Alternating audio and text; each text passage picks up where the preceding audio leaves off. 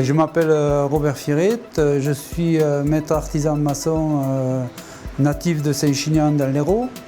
J'ai pris la suite de mon père qui avait créé son entreprise en 1952. Et donc à ses côtés, j'ai pu acquérir ces techniques anciennes, ancestrales disons même, qui est la construction pierre sèche. Et la technique à pierre sèche, c'est d'appareiller des pierres les unes aux autres de façon qu'elles ne boitent pas et qu'elles tiennent et qu'elles fassent masse. On commence par les pierres de face, qu'on appelle les pierres de face. C'est elles qu'on va voir à l'extérieur, mais tout l'intérieur, c'est tout organisé avec des petites pierres, des moyennes, des tout petites. Il faut éviter qu'on ait le minimum de vide à l'intérieur. La particularité de la pierre sèche, c'est que c'est à la fois esthétique, c'est pratique puisque ça laisse écouler l'eau. Et après, ça a aussi un avantage, vous avez vu qu'ici on est sur de la pierre calcaire, c'est que toute la journée ces pierres se chargent de chaleur avec le soleil et la restituent la nuit. Donc c'est aussi un avantage de la pierre sèche. Et puis bon, l'esthétique, il n'y a qu'à voir. J'ai remarqué que chaque fois que j'avais une pierre qui se plaignait comme ça, dû à un sifflement, je la changeais de place pour qu'elle trouve sa bonne place.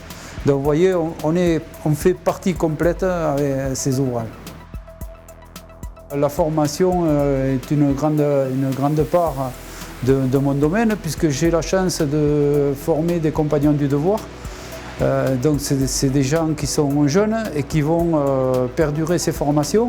Moi j'ai voulu faire de la formation mais un chantier formation. J'ai eu la chance de rencontrer des hommes qui m'ont fait confiance, on a monté des conventions et actuellement on est en train de restaurer des bergeries dans la montagne de Lure avec ses compagnons. Donc on en est à notre troisième bergerie, il y en a une qui est quasiment terminée. Quand un compagnon maîtrise vraiment le geste, c'est un vrai bonheur. Et là actuellement j'ai eu une demande pour aller faire une formation en Inde, donc maintenant c'est plus en France, c'est à l'international. Et justement j'ai l'opportunité de prendre deux compagnons que j'ai formés avec moi pour réaliser une restauration d'un ouvrage en pierre sèche là-bas. Donc vous voyez, c'est plus qu'à la mode, c'est une nécessité.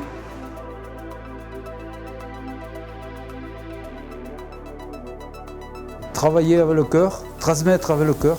Parce que les jeunes maintenant, je pense qu'il faut plus qu'une formation, il faut vraiment faire passer ça avec le cœur et leur montrer qu'avec nos mains, on peut arriver à faire des choses vraiment exceptionnelles.